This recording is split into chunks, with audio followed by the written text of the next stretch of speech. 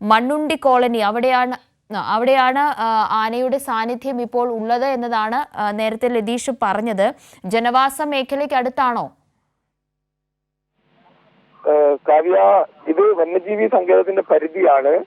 അതുകൊണ്ട് തന്നെ ഇത് വനത്തിലേക്ക് കയറി എന്ന് പറയുന്ന വനമന്ത്രിയുടെ ആ വാക്കുകൾ നമുക്ക് പൂർണ്ണ അർത്ഥത്തിൽ തന്നെ എടുക്കാവുന്നതാണ് എന്നാണ് നമുക്ക് മനസ്സിലാക്കാൻ വേണ്ടി കഴിയുന്നത്. ഈ മണ്ണുണ്ടി കോളനി എന്ന് പറയുന്നത് വന്യജീവി സങ്കേതത്തിന്റെ പരിധിയിൽപ്പെട്ട സ്ഥലമാണ്.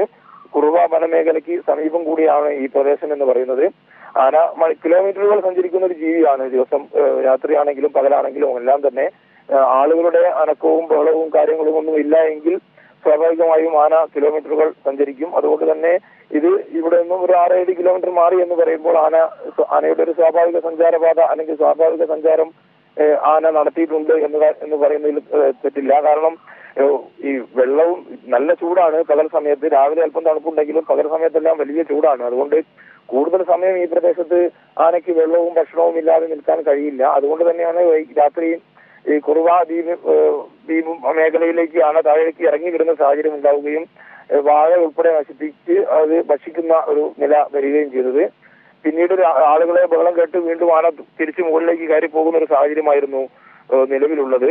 എന്നാൽ പിന്നീട് രാത്രി ആനയുടെ സഞ്ചാരപാതയെല്ലാം മനസ്സിലാക്കിയ ശേഷമാണ് വനംവകുപ്പ് ഇപ്പോൾ പറയുന്നത് മണ്ണുണ്ടി കോളനി പ്രദേശത്തേക്ക് ആനയുടെ ലൊക്കേഷൻ മാറിയിട്ടുണ്ട്. വന്യജീവി സങ്കേതത്തിന്റെ ഒരു പരിധി കൂടിയാണ് ഇത്. കുറുവ വനമേഖലയ്ക്ക് സമീപമായിട്ടാണ് ഈ സ്ഥാനം എന്ന് പറയുന്നത്. ആ പ്രദേശത്തേക്ക് നമുക്ക് പോകേണ്ടതുണ്ട്. ആ പ്രദേശത്തേക്ക് പോയി കഴിഞ്ഞാൽ കൂടുതൽ വിവരങ്ങൾ ലഭ്യമാകുമെന്നാണ് നമുക്ക് അറിയാൻ കഴിയുന്നത്. എന്തായാലും വനംവകുപ്പ് ഉദ്യോഗസ്ഥരാകും മേഖലയ്ക്ക് പരിസരത്തായിരുന്നുവല്ലോ ഇന്നലെയും ഈ ആനയുടെ സാന്നിധ്യം കൂടുതലായി ഉണ്ടായിരുന്നത്. അപ്പോൾ ഇപ്പോൾ ഈ കാട് കയറി എന്ന് പറയുമ്പോൾ പക്ഷെ അത് കൃത്യമായി ജനവാസ മേഖലയിൽ നിന്ന് വളരെയധികം ദൂരം പോയി എന്ന് പറയാൻ കഴിയില്ല അല്ലെ? പ്രേക്ഷകരിലേക്ക് എത്തിക്കാൻ കഴിയും. എന്തായാലും ആ നിലയിലുള്ള കാര്യങ്ങളിലേക്ക് ഇനി പോകേണ്ടതുണ്ട്. വനമന്ത്രിയുടെ പ്രതികരണം നമുക്ക് ലഭ്യമായി കഴിഞ്ഞാൽ കൂടുതൽ കാര്യങ്ങൾ നമുക്ക് വ്യക്തമാകുമെന്നാണ് എനിക്ക് മനസ്സിലാക്കാൻ വേണ്ടി കഴിയുന്നത്. വനമന്ത്രിയുടെ പ്രതികരണം കൂടി നമുക്ക് ഈ സമയത്ത് എടുക്കാവുന്നതാണെന്ന് തോന്നുന്നു. വനമന്ത്രിയുടെ പ്രതികരണം നമ്മൾ തേടുന്നുണ്ട് ലതീഷ്. ഞാൻ ചോദിച്ചത് ഈ കുറുവ ദ്വീപിന്റെ പരിസരത്താണ്, കുറുവ പ്രദേശത്ത് തന്നെയാണ് ഇന്നലെയും ഈ ആനയുടെ സാന്നിധ്യം സ്ഥിരീകരിച്ച പ്രധാനപ്പെട്ട പ്രദേശങ്ങളിൽ ഒന്ന്. അവിടെയായിരുന്നു ഇന്നലെ രാവിലെ മുതൽ നിരോധനാജ്ഞ അടക്കം നിലനിൽക്കുന്നുണ്ടായിരുന്നു.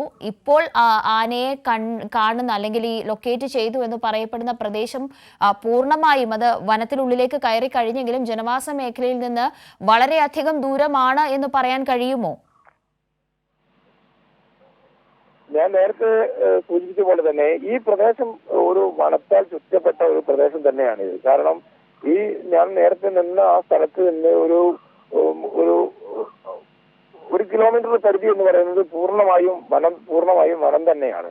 കാരണം നേരത്തെ നമ്മൾ കണ്ട ദൃശ്യങ്ങളിൽ 100-200 മീറ്റർ മാറി വനപ്രദേശമാണ്. ആന ഇന്നലെ നിന്നിരുന്ന സ്ഥലത്ത് നിന്നും 300-400 മീറ്റർ മാറിയാലും ഈ പറയുന്ന വനപ്രദേശം തന്നെയാണ്.